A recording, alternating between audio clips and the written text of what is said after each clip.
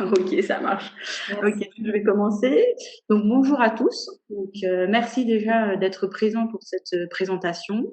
Merci aussi pour l'intérêt que vous portez donc pour la partie recherche. Donc, je pense que c'est aussi motivant pour nous de voir que vous êtes intéressés sur ce qu'on fait donc en génétique.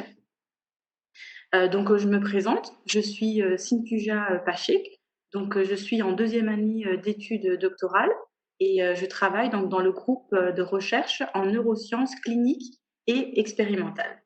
Donc aujourd'hui, ça va être un petit peu particulier parce que la présentation, je vais la faire en français, mais les diapos, donc la projection, donc vous allez le voir en allemand. Donc c'est voilà. Donc vous aurez un petit peu les deux langues présentées lors de cette présentation. Donc souvent, comme les cliniciens nous l'ont dit, en fait, souvent la question qui revient, c'est qu'est-ce qui se passe avec mon échantillon de sang. Donc aujourd'hui, lors de cette présentation, je vais essayer de répondre à différentes questions, dont la première, en fait, si je veux répondre à cette question, c'est on fait de l'analyse génétique. Mais pour comprendre maintenant en détail qu'est-ce qu'est l'analyse génétique, il faudrait qu'on revoie un tout petit peu les bases de la génétique. Donc là, si on veut expliquer qu'est-ce que la génétique, donc on peut dire que la génétique, c'est en fait, elle permet en fait de définir, elle est définie pardon, comme une branche de la biologie qui traite l'hérédité et les variations génétiques. Donc qu'est-ce que l'hérédité? Donc en fait, l'hérédité, c'est le passage de traits et de caractères des parents à leurs enfants. Donc c'est-à-dire traits et caractères, par exemple la forme du visage, la couleur des cheveux, la couleur des yeux. Donc c'est ce qu'on appelle l'hérédité. Et les traits ou les caractères sont déterminés par les gènes qui sont sur le chromosome. Donc chaque être humain possède entre 20 000 et 25 000 gènes. Donc c'est cette collection de gènes en fait qu'on appelle le génome. Donc ce qu'il faut retenir, c'est que c'est le génome qui détermine qui vous êtes. Et ce qu'il faut aussi retenir, c'est que l'information génétique donc est contenue dans le chromosome. Donc qu'est-ce que la définition du chromosome? Donc chaque être humain possède en fait 23 paires de chromosomes. Donc au total, on a 46 chromosomes.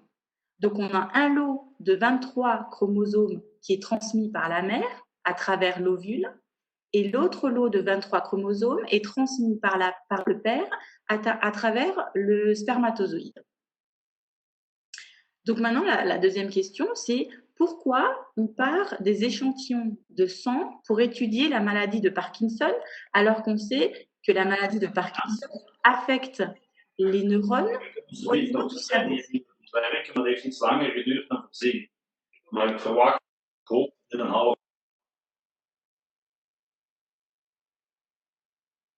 Pardon, il y a une question?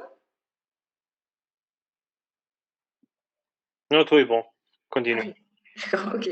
Donc là, la question ici, je vais juste reprendre. Donc, pourquoi des échantillons de sang? Pourquoi on part des échantillons de sang? Donc, pour étudier la maladie de Parkinson, alors qu'en fait, on sait que la maladie de Parkinson affecte les neurones au niveau du cerveau. Donc, en fait, pour répondre à cette question, il faut savoir en fait que notre corps est composé de différents types de cellules, comme par exemple les cellules sanguines, les cellules au niveau du cerveau, les cellules du foie, les cellules intestinales. Donc, on a différents types de cellules qui, en fait, ont tous une taille et une forme différentes, mais la base reste la même, c'est-à-dire chaque cellule à l'intérieur de son noyau en fait, comporte l'information génétique. Et en fait, on va, pour étudier la maladie de Parkinson, donc comme je vous ai dit, qui est au niveau des neurones, on peut étudier l'information génétique au niveau du sang, donc par l'étude du chromosome. Donc, si on regarde maintenant en détail, donc qu'est-ce qu'est le chromosome? En fait, le chromosome, c'est une très longue chaîne d'ADN, donc acide désoxyribonucléique. Et quand on parle en fait de gène, c'est un segment spécifique de l'ADN. Donc l'ADN, on peut la voir comme une forme d'une échelle qui se tord et qu'on appelle en fait la double hélice d'ADN. Donc on peut voir ça comme pardon. Et chaque marche de l'échelle est composée en fait de 4 bases. Donc la base A, on dit adénine, T pour thymine, pardon, G pour guanine et C pour cytosine. Donc ce qu'il faut retenir ici, c'est que la suite de ces 4 lettres, c'est en fait cette suite de 4 lettres, de 4 bases, qui forment en fait notre génome. Et quand on parle en fait de mutation génétique, c'est lorsque cette succession de bases est endommagée. Donc il y a une erreur. Par exemple ici, le T est associé en fait à un G, et lors d'une mutation, par exemple, le T en fait il serait associé avec un G. Et c'est ce qu'on appelle en fait un défaut de l'ADN. Donc maintenant, qu'en est-il de la maladie de Parkinson? Donc, ce qu'il faut savoir, c'est que dans 15% des cas, on connaît la cause génétique, c'est-à-dire on connaît le gène qui implique la maladie de Parkinson. Donc une mutation, quelque part dans cette famille de gènes, peut provoquer ou peut être un facteur de risque pour la maladie de Parkinson. Et dans l'autre cas, donc dans 85% des cas, en fait, c'est des causes inconnues. On ne connaît pas la cause génétique de, de, de la maladie. Donc, comme je vous ai dit, dans le cas des causes génétiques connues, on a une liste de 8 gènes causales dont on sait qu'une mutation quelque part dans ces gènes peut provoquer ou peut être un facteur de risque pour provoquer en fait la maladie de Parkinson. Donc, je pense que on connaît très bien l'un des gènes qui est le GBA ou par exemple le LAC2. Donc, pour rentrer en détail, je vais juste détailler pour le gène GBA, comment fonctionne, en fait, comment est due cette mutation. Donc, pour le gène GBA, c'est un gène qui est localisé au niveau du chromosome 1. Et ce gène, c'est-à-dire cette suite de lettres qu'on a vues avant, hein, ATCG, est lue par le corps comme une recette. Et en fait, elle va produire la protéine qui est appelée la protéine glucocérobrosidase. Pardon. Et ça, c'est dans le meilleur des cas, quand il n'y a pas d'erreur, quand tout se passe correctement, on a une protéine donc, qui est saine. Dans le cas d'une mutation, ce qui se passe, c'est que l'ADN, donc il y a une erreur dans le code génétique, donc la recette qui produit la protéine n'est plus correcte, et de ce fait, la protéine, donc, elle est endommagée. Donc en particulier pour le gène GBA, ce qu'il faut retenir, c'est qu'en fait, ce gène-là, si la mutation est transmise par les 2 parents, alors cette mutation va provoquer en fait la maladie de Gaucher.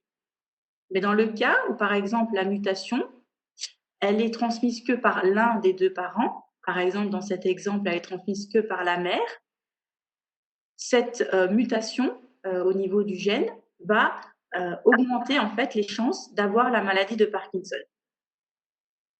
Donc ça, c'est l'exemple pour le gène GBA. Mais voilà, comme je vous ai dit avant, on a plusieurs autres gènes, donc en particulier 8 gènes causales qui sont potentiellement à risque pour la maladie de Parkinson. Donc là, par exemple, le LACT, qui est au niveau du chromosome 12. Donc voilà, j'ai mis un petit descriptif pour les autres gènes. La prochaine question, en fait, c'est comment on fait pour détecter les variations génomiques? Comment on fait pour détecter, en partant de l'échantillon de sang, comment on fait pour détecter les mutations? Donc, ce qu'on fait, c'est que une fois l'échantillon de sang collecté, on envoie en fait pour extraire l'ADN. Une fois qu'on a l'ADN, on envoie l'ADN pour un séquençage. Donc, en fait, quand on dit séquençage, c'est une méthode utilisée pour déterminer l'ordre précis des 4 bases nucléiques, donc les bases que je vous ai montrées avant, ATCG. Et une fois qu'on a les séquences d'ADN, on peut alors procéder avec l'analyse bioinformatique, on peut procéder à une recherche des variations, des mutations qui causent la maladie. Donc là, dans le cas de l'étude de la maladie de Parkinson au Luxembourg, le NISAPD Consortium a créé en fait la première cohorte luxembourgeoise composée de patients atteints de la maladie de Parkinson et de témoins sains. Donc pour cette étude, actuellement, nous avons 1619 participants. Donc ce qu'on peut voir, dans ces 1619 participants, on a 810 patients atteints de la maladie de Parkinson et 809 témoins, donc sains. Et comme on peut voir ici, l'âge moyen des patients, c'est 70 ans. Et quand on regarde au niveau des sexes, des patients, on a plus de patients hommes atteints de la maladie de Parkinson. Continue. Donc là, je vais vous parler des différentes techniques de séquençage, donc c'est-à-dire des méthodes pour détecter les mutations. Ici au Luxembourg, en fait, pour tous les échantillons de sang, donc pour tous les participants, pour tous les échantillons, on effectue en fait ce qu'on appelle un séquençage ciblé par neurochip. Donc c'est-à-dire c'est une méthode qui a été spécialement conçue pour étudier les variations génétiques des maladies neurodégénératives. Donc, on ne se base pas que sur la maladie du Parkinson, mais on étudie aussi des variations qui sont, par exemple, présentes dans la maladie d'Alzheimer et d'autres maladies de type neurodégénérative. Donc, cette technique, en fait, elle va cibler environ 486 000 variations génétiques associées aux maladies neurodégénératives. Peut-être dans ce cas-là, vous entendez parfois des cliniciens qui vous disent que vous êtes atteint d'une forme atypique de Parkinson disease. Ensuite, on a un deuxième type de séquençage qui est le séquençage ciblé sur le gène GBA en particulier. Donc pourquoi le gène GBA? Parce qu'en fait, on s'est rendu compte que ce gène-là avait un pseudogène qui est nommé GBAP1, c'est-à-dire un pseudogène qui veut dire qu'il y a un niveau élevé d'identité, donc à plus de 96% d'identité avec le gène GBA. Donc du coup, la première méthode de neurochip, en fait, elle n'est pas très fiable pour détecter les mutations qui sont dans le gène GBA, parce qu'il y a confusion avec le pseudogène et le gène GBA. Donc ce qu'on fait, c'est qu'on va faire un reséquençage, précisément que pour le gène GBA, pour être sûr de ne pas avoir loupé de mutation au niveau de ce gène-là. Le troisième type de séquençage qu'on fait, donc en fait, c'est le séquençage du génome entier. Donc en fait, cette méthode de séquençage, c'est pour détecter les mutations dans tout le génome, c'est-à-dire on prend en fait tous les chromosomes. On va séquencer tout le chromosome. Donc cette méthode, par contre, elle n'est utilisée que pour une sélection de 77 patients dites idiopathiques, c'est-à-dire qu'on ne connaît pas la cause génétique, donc de cause inconnue, et avec des antécédents familiaux positifs. Donc l'objectif de cette étude, c'est d'identifier des nouveaux gènes ou variants potentiellement responsables de la maladie de Parkinson. Donc là, vous avez vu les trois différents types de séquençage qu'on utilise pour détecter les variations et les mutations pour les patients de Luxembourg. Là, je vais vous montrer un petit graphe pour vous expliquer en fait ce qu'on fait pour catégoriser l'ethnicité de la cohorte. Parce que quand on fait une étude génétique, il est important aussi de connaître l'origine en fait de l'échantillon pour savoir en fait, pour être sûr de notre analyse génétique. Donc ici, ce qu'on fait, c'est pour catégoriser l'ethnicité de la cohorte, on va comparer des variants génétiques qui sont présents chez nos échantillons donc, de Luxembourg. Donc, vous voyez les petits points en bleu. On va comparer des variants génétiques avec un projet international nommé 1000 génomes. Donc, ce projet-là, en fait, possède le plus grand catalogue public de variations humaines. Donc, ces variants-là sont représentés ici en rose. Et quand on fait la comparaison de nos échantillons, donc en bleu de Luxembourg, avec on va dire les variations de la population internationale, on se rend bien compte que nos échantillons de Luxembourg, de l'Oxpark, en fait, ils ont été regroupés avec les échantillons européens. Mais par contre, on constate aussi quand même qu'il y a trois valeurs aberrantes. dans notre cohorte de Luc Park. Donc la prochaine étape ici, c'est j'aimerais vous expliquer en fait, vous montrer le voyage que fait votre ADN. Donc là, surtout en cette période de vacances, hein, il n'y a pas que vous qui voyagez, mais il y a aussi votre ADN qui voyage un petit peu. Donc ce qui se passe, c'est qu'une fois qu'on a obtenu votre échantillon d'ADN, on envoie, donc comme je vous ai dit avant, on envoie pour l'extraction d'ADN. Donc cette extraction, en fait, elle est faite ici au Luxembourg, au centre en fait qui est nommé IBBL. Donc c'est un centre qui en fait qui stocke votre ADN une fois avoir extrait. Il le stocke donc au froid, en attente des prochaines étapes. Une fois avoir extrait donc l'ADN, on envoie, comme je vous ai expliqué pour le premier type de séquençage, qui est le séquençage de type neurochip, et ça, on envoie à Munich. Donc rien que pour l'envoi, par exemple, on a mis 2 mois pour envoyer l'échantillon. Pourquoi en fait? Parce que déjà, il faut s'assurer que l'envoi va être pris en charge correctement par l'équipe de Munich. Il faut s'assurer aussi que eux, l'équipe de Munich, ont le matériel nécessaire. Donc on fait aussi des commandes, on passe des commandes pour l'équipe de Munich pour qu'ils puissent lancer le séquençage. Donc tout ça, ça peut prendre facilement 2 mois, rien que pour l'envoi. Et pour que de leur côté, ils puissent analyser, séquencer les échantillons, ils prennent à peu près 3 mois. Nous avons aussi les 2 autres séquençages que je vous ai parlé avant. Donc ça, pour ces 2 types de séquençage, on envoie à l'équipe de Tübingen, qui est en Allemagne. Et pour ces 2 types de séquençage, ça peut prendre facilement 5 à 6 mois. Puis ce qui se passe, puis après, les 2 équipes en fait nous renvoient le résultat, donc ici au LCSB, pour faire l'analyse bioinformatique. Donc ici, j'ai mis rien que pour l'envoi, ça peut prendre facilement 2 semaines. Pourquoi? Parce qu'en fait, nous, de notre côté, les bioinformaticiens, c'est là où moi j'interviens, en fait, on contrôle la qualité de l'ADN. On contrôle si le séquençage s'est bien passé, si la qualité de l'ADN est correcte. Sinon, on peut se fier maintenant à cette séquence d'ADN pour faire des recherches de mutations. Donc, pour contrôler tout ça, ça nous met facilement à peu près 2 semaines. Et je pense la plus grande partie où on prend vraiment le temps d'analyser l'ADN, c'est la partie bioinformatique où on cherche en fait les mutations, où on veut être quand on rend un résultat, quand on dit qu'un patient est atteint de telle ou telle maladie au niveau génétique, en fait, on veut vraiment être sûr de nous et d'avoir de ne pas faire d'erreur. Donc c'est là où on prend le plus de temps pour vérifier en fait génétiquement si le résultat qu'on donne est correct ou pas. Donc pour ça, pour cette technique, pour cette analyse bioinformatique, on met facilement 2 mois. Et une fois qu'on a trouvé une mutation, donc par exemple une mutation dans le gène GBA, en fait, on fait une dernière validation. Et cette validation, en fait, elle est faite par une autre méthode de séquençage. On dit séquençage Sanger.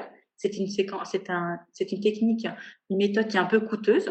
On le garde à la fin pour valider une dernière fois, pour être sûr de notre résultat génétique. Et pour cette validation, ça peut prendre facilement 3 mois. Donc voilà, j'ai fait un petit peu le tour. Et voilà, vous voyez que du début de la première extraction de votre ADN, du sang, jusqu'à l'arrivée et la validation de la mutation, du résultat génétique, vous voyez, ça peut prendre facilement 1 an à 1 an et demi. Donc voilà, je pense que c'est dans ce cas précis, je pense que les cliniciens vous disent souvent que ça prend énormément de temps. Donc là, aujourd'hui, vous pouvez voir le cheminement, le voyage un peu de votre ADN. Donc je vais finir ma présentation en remerciant spécialement donc, le professeur Reiko, qui est le chef du groupe de recherche en neurosciences cliniques et expérimentales, le docteur Patrick, qui est le chef de groupe de l'analyse génomique, et mes 2 collègues, qui sont des chercheurs scientifiques ici, qui travaillent au LCSB. Donc, merci à vous. Merci pour votre attention et puis si vous avez des questions, n'hésitez